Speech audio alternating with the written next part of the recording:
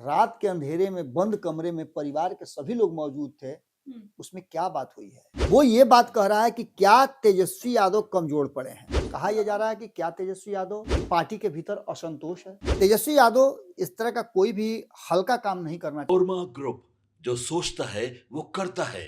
आपके अपने सपनों का आशियाना। नमस्कार, भारत लाइव देख रहे हैं आप और मैं हूं आपके साथ स्वेक्षा। एक बार फिर से आपका बहुत बहुत स्वागत है हमारे इस खास कार्यक्रम यानी कि भीतर की बात में। और जाहिर सी बात है, हमारे बगल में बाबा बैठे हैं और बाबा बैठे और बिहार की सियासत से जुड़ी खबरें हम तक ना पहुंचे और आप तक ना पहुंचाए, हम ऐसा कभी हुआ है? चलिए एक बार फिर से बाबा के साथ बैठे बातचीत करने के लिए। और इस बार हम सत्ता सरकार के लिए नहीं बल्कि विपक्ष के लेकर बात करेंगे। देखिए, आप भी जानते हैं कि लगातार जो तेजस्वी यादव है वो विदेश दौरे पर रहे हैं, बिहार से बाहर रहे हैं, कई तंज उन पर कसे गए हैं, कई सवालात उन पर किए गए हैं। लेकिन इसके बाद अब फाइनली तेजस्वी यादव ने घर वापसी कर ली है। घर वापसी का मतलब अब विदेश से जो है बिहार आ चुके हैं। लेकिन इसके बावजूद भी वो भले ही बिहार आए हों, उन्होंने सोशल मीडिया के माध्यम से कई तंज जो कसे हैं बिहार सरकार पर, लेकिन अब तक उन्होंने मौखिक रूप से कुछ नहीं कहा है। 2 महीने होने को है लेकिन अब तक कुछ भी उनकी तरफ से कहने को नहीं मिल रहा है। और ये आप भी जानते हैं कि बिहार की सियासत में अक्सर जो चुप्पी और शांति होती है वो कहीं ना कहीं किसी बड़े तूफान का आगाज साझा कर रही होती है। अब यही चीज बाबा से समझने की कोशिश करेंगे कि बाबा क्यों तेजस्वी यादव वापस आए, जहां आते आते वो लगातार कई बड़े वादे करते हैं। चुनाव से पहले भी उन्होंने क्या कुछ नहीं कहा मुख्यमंत्री नीतीश कुमार को लेकर या फिर बिहार की जनता से भी, मतलब यूं कहे तो वो लगातार एक्टिव थे, लगातार तंज कसना, बातें रखना वो कर रहे थे। लेकिन अब एक तो विदेश यात्रा पे थे, अब इतने दिनों बाद भी आए हैं तो 2 महीने हो गए लेकिन कुछ भी नहीं कह रहे हैं। हम आपसे समझना चाहेंगे बाबा कि आखिर क्यों ये चुप्पी क्या साझा कर रही है, क्या बताने की कोशिश कर रही है तेजस्वी यादव की? देखिए शिक्षा, इसको दो तरह से देखने की जरूरत है। अच्छा।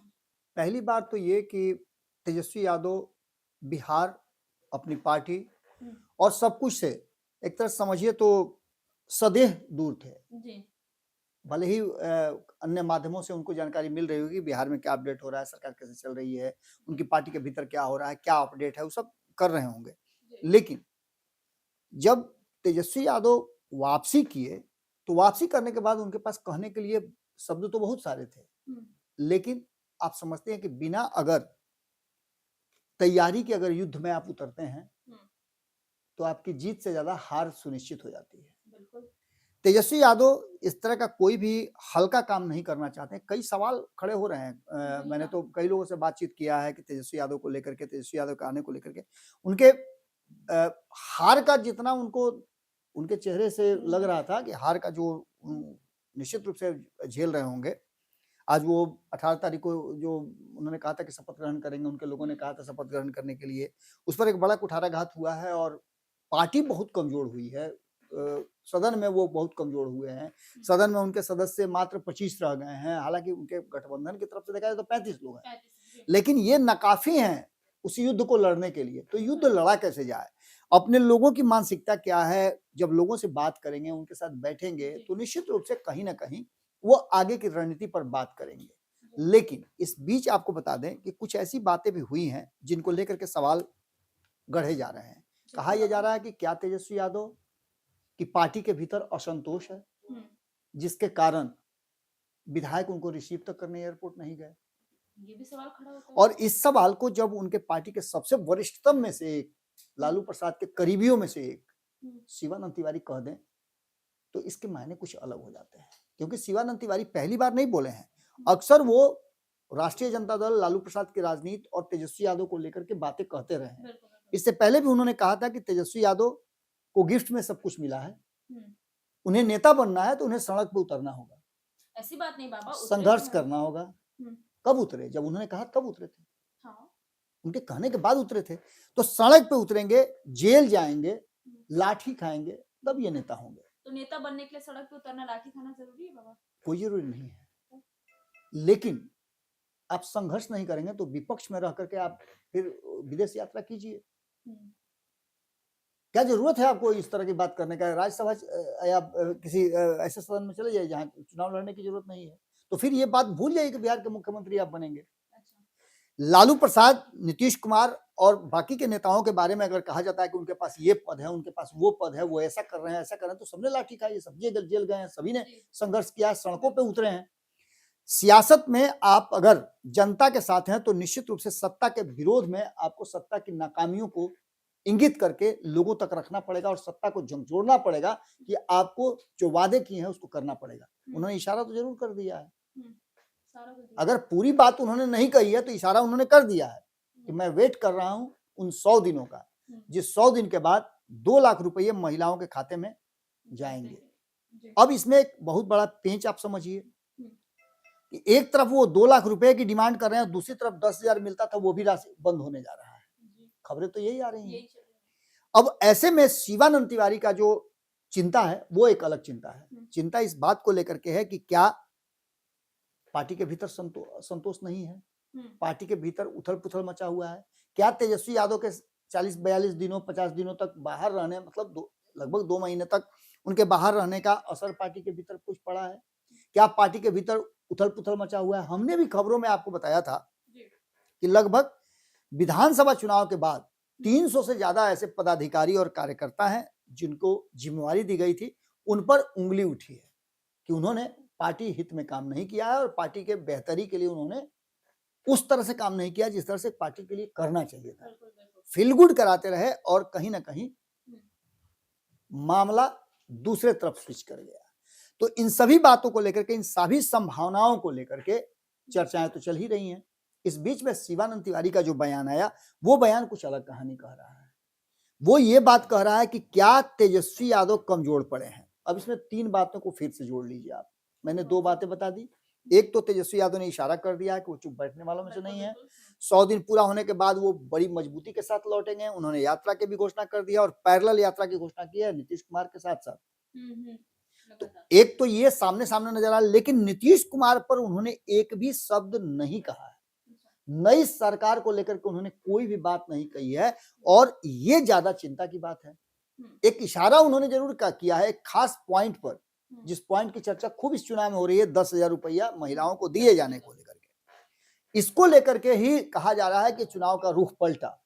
लेकिन इन सबके बावजूद तेजस्वी यादव ने जिस तरह का काम किया है और जिस तरह से वो प्लानिंग बना रहे हैं, जहां नीतीश कुमार आज के डेट में खड़े हैं, वहां से 2-3 बातें बहुत महत्वपूर्ण आ रही हैं। पहली तो ये कि क्या नीतीश कुमार अपने गठबंधन में अपनी कुर्सी को लेकर के निश्चिंत है कि कुर्सी उनके पास रहेगी?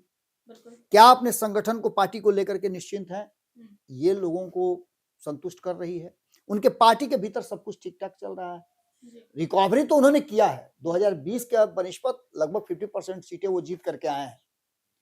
इन सभी बातों को लेकर के जहां एक तरफ नीतीश कुमार पर भी नजर रखी हुई है, वहीं दूसरी तरफ तेजस्वी यादव के पटना आने के बाद अब इस बात की चर्चा शुरू हो गई है कि क्या हुई है दिल्ली में बात। रात के अंधेरे में बंद कमरे में परिवार के सभी लोग मौजूद थे, उसमें क्या बात हुई है। इवन की तेज प्रताप यादव जो परिवार और पार्टी दोनों से बाहर हैं, उनका भी उस समय दिल्ली में प्रवास था। रोहिणी आचार्य ने इन सभी बातों को लेकर के जब लालू प्रसाद, राबड़ी देवी, मीसा भारती, तेजस्वी यादव बारी बारी करके जब पटना लौटने लगे, तो मीसा भारती का उसी बीच में एक ट्वीट भी आता है जिसकी चर्चा भी हमने की थी। अब इन सभी बातों को लेकर के जो वर्तमान परिस्थिति बनी है राजद के अंदर में, राजद का क्या होगा, राजद का भविष्य क्या होगा, राजद की किस तरह से परिस्थिति बनेगी, राजद में क्या होने वाला है, इन सभी बातों को लेकर के अब जो नई कहानी गढ़ी जा रही है वो एक अलग तरह की बात कह रही है जी। वो ये कह रही है कि कुछ ना कुछ तो खेल होना है। बिल्कुल। खेल चाहे जिस तरीके से हो, विधायकों का एयरपोर्ट पे नहीं पहुंचना कहीं ना कहीं एक असंतोष की छोटी झलक जरूर दिखाई दे रही है। बिल्कुल नजर आ रही है। और दूसरी तरफ लालू प्रसाद के बहुत करीबियों में से, कभी उनके राइट हैंड रहे रामकृपाल यादव जी अगर कहते हो कि पार्टी के, राजद के अधिकांश विधायकों का जो है संपर्क हमारे साथ बना हुआ है, तो कहीं ना कहीं एक बात तो साफ साफ नजर आता है कि इस पूरी कहानी में एक नया प्लॉट रचा जा रहा है। और उस प्लॉट में एक बात तो साफ साफ नजर आती है कि तेजस्वी यादव कोई ना कोई प्लानिंग बना करके दिल्ली से पटना आए। इस प्लानिंग में आगे क्या होगा, कौन सा खेल रचा जाएगा, ये 100 दिनों का उन्होंने डेडलाइन दिया है कि 100 दिन के बाद हम मुंह खोलेंगे। इस बीच में समीक्षा जो किया था मगनीलाल मंडल ने, उसकी चर्चा होनी है। जी। किन लोगों पर कार्रवाई होगी वो होना है। विधायकों के मन मिजाज को टटोलेंगे। ये सभी प्रक्रिया, सभी काम करने के बाद और जो आरोप उनकी बहन ने उनके ऊपर लगाए हैं, उनके परिवार में जो विवाद चल रहा है, उस विवाद से वो कैसे अपने आप को निकाल करके बाहर लेकर के आएंगे। सबकी नजर तेजस्वी यादव के उस चुप्पी तोड़ने पर लगी हुई है। 100 दिन के बाद जब तेजस्वी यादव चुप्पी तोड़ेंगे तो क्या कुछ निकल के आता है। मुझे जो लग रहा है कि कहीं ना कहीं भीतर खाने में कोई तो खेल जरूर चल रहा है, जिस खेल की जो सेक्रेसी है वो मेंटेन करने की कोशिश तेजस्वी यादव कर रहे हैं। वरना तेजस्वी यादव नेता प्रतिपक्ष की भूमिका में इतने चुप हैं तो निश्चित रूप से कुछ न कुछ बात जरूर है। कोई बड़ा तख्ता पलट या बड़ी उठा पटक की बात भीतर ही भीतर चल रही है। या तो वो अपनी पार्टी के जो विधायक हैं उनसे परेशान हो कि कहीं वो तख्ता पलट न कर दें, वो कहीं स्विच न कर जाएं। तो दूसरी तरफ आने वाले समय में 5 साल के जो रणनीति है उसके लिए आने वाला जो समय होगा उसका क्या करूंगा। जनवरी का महीना चल रहा है, फरवरी के लास्ट या मार्च में आप देखिएगा कि विधानसभा का सत्र भी शुरू, बजट सत्र शुरू हो जाएगा और उस बजट सत्र में तेजस्वी यादव को पूरी मजबूती के साथ सरकार के सामने खड़ा होना पड़ेगा। अब उसके लिए तेजस्वी यादव कितने तैयार हो रहे हैं, अपने आप को तैयार कर रहे हैं, उनके साथ कौन रहता है कौन नहीं रहता है। कांग्रेस ने जो बातें कही है कि अब वो पिछलग्गू बनकर नहीं चलेगी, इन सभी बातों का जो आईपी गुप्ता ने बातें कही है उसकी भी चर्चा होगी। आईपी गुप्ता ने कहा है कि तेजस्वी के आते ही मैं उनके साथ बैठूंगा, बात करूंगा और कहूंगा कि हार तो हमारी हुई है, लेकिन इस हार को हम लोग कैसे आगे बेहतर परिणाम बदल सकते हैं। सरकार को हम विपक्ष में बैठने का मौका जनता ने अवसर दिया है, तो उस जनता की भावनाओं को कैसे हम पूरा कर पाएंगे।